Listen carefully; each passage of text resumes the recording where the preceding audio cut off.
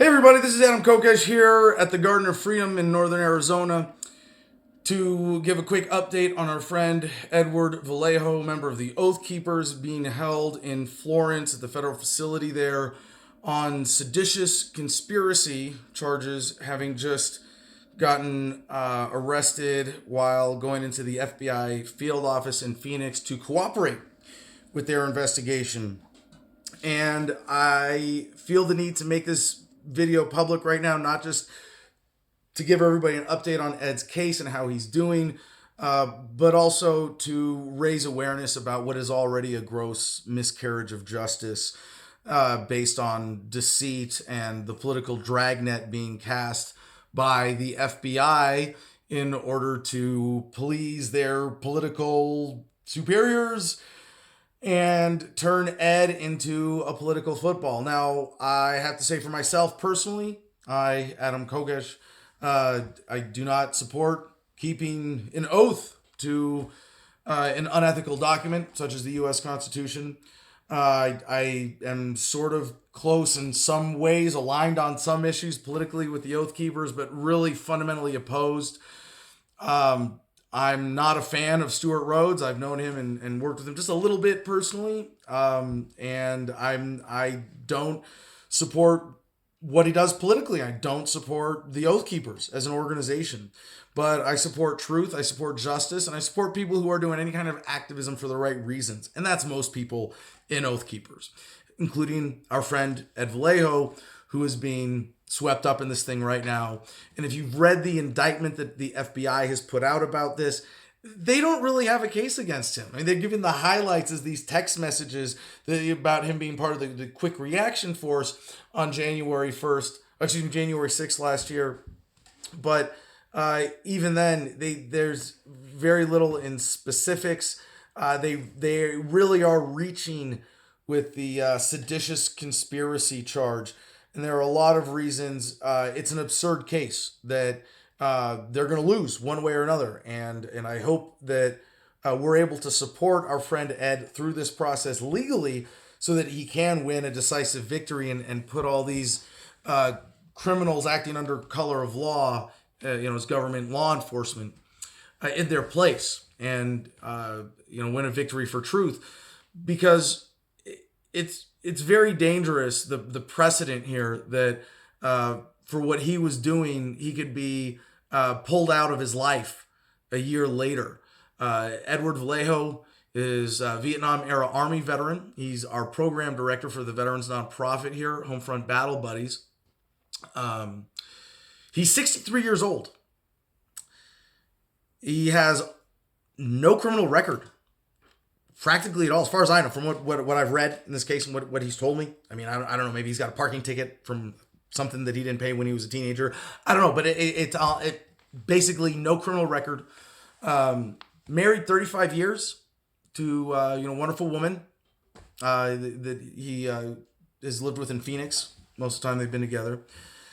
He has ties to the community, and as our program director, and this is one of the most cruel consequences of what the FBI has done by ensnaring him in this is there were a number of veterans that he was working with various issues. One alcoholism, one heroin addict, one suicidal. Just the first three off the top of my head that he was talking to. And that support for those veterans is gone now because they've turned our friend Ed into a political football.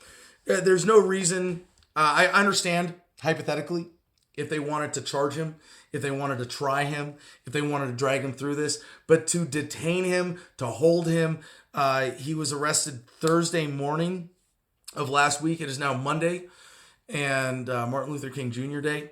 He has a detention hearing coming up this Thursday. And it's very important that we win his release here. Now, I'm not calling for some massive public support yet. We do need a little bit of money if someone wants to jump in, possibly to hire Mark Victor to replace Ed's public defender just for this detention hearing to get him out. And if that doesn't work, yeah, we're gonna be looking at raising funds to support a serious legal defense effort here. But for our strategy going into this hearing Thursday, we just want to make sure that whether it's his public defender or Mark Victor, his public defender Debbie Jang, he seems to have at least some confidence in, but he's been very hard pressed to be able to communicate with her, to access his public defender at all since he's been locked up. And so he had a hearing by video conference on Friday. If you look at my Twitter, you can see that silly sketch artist rendition of our friend Ed. But they said, yeah, we're not going to release you. We're going to hold you for a detention hearing specifically to determine your detention status that's coming up this Thursday. So a handful of us, and we're not trying to mob the courthouse. We don't want to turn this into a Trump rally or anything like that. And for the record, I am not now, nor have I ever been a Trump supporter, if that wasn't clear enough. But we want to make it clear to the federal judge in this case that even his detention is wholly inappropriate and a true affront to justice. So please stay tuned wherever you're watching this. I'm going to publish this video on Twitter and on my Telegram channel for Adam versus the Man. Make sure it gets shared with our nonprofit channels for Homefront Battle Buddies. But we do need some help here as well. If anybody can help pick up some of the enormous slack that Ed has by no will of his own dropped here. We do need some help with what we have going here on the ground with Homefront Battle Buddies, with the Veterans Nonprofit, continuing to support veterans who are at least, I don't say in our programs, but who are benefiting from, or were benefiting specifically from Ed's consultation, and some who were on their way here when he got arrested, whose logistics are like, well, who do we contact now? Well, hey guys, I'm still here. Adam's here. You can reach me, adam@thefreedomline.com. But Ed is not just 63 years old. He walks like it a little bit, and he is not being held in great conditions right now. And sleeping on a metal bunk isn't fun no matter how healthy your back is. For him, he says it feels like even just having been locked up for half a week now, I mean, it's Thursday to Monday, he feels like his health is deteriorating. He says he's eaten every single calorie that they've allowed him to, that they've fed him, and it's still not enough. Next time he calls, hopefully I'll get a recorded message from him. This time we got cut off after talking for just about 13 minutes. So we just talked basic legal strategy for making sure that he is released on Thursday. So if anybody has any thoughts on that, to be helpful, if you can comment with Adam versus the Man on our channel, we'll be discussing it there as we have been in the Producers Club. It's a bit of an unusual situation for me. I'm usually on the other side of the jail support situation, rather than being the point of contact on the outside coordinating help for someone who's been arrested unjustly. But it is good to know that I feel like I have a good team behind me, and we have the support that we need at least to get them through this next phase. I will point out, as far as I know, there's been no help from Donald Trump himself for those who followed his marching orders into the Capitol. And it really says something about what a scumbag Donald Trump is. That for the people who had his back, he doesn't have theirs. But if I would say anything to Mr. Trump, it's not just Ed Vallejo. And there are a lot of people who are facing legal consequences right now for what happened on January 6th last year. And if, I would hope for everybody else who's still a Trump supporter, you would support Trump at your own peril. He will not have your back if you get turned into a political football. So, I mean, I'm keeping my fingers crossed that maybe Donald Trump will have a conscience here and come to the aid of our friend Ed Vallejo and Stewart Rhodes and the other January 6th defendants.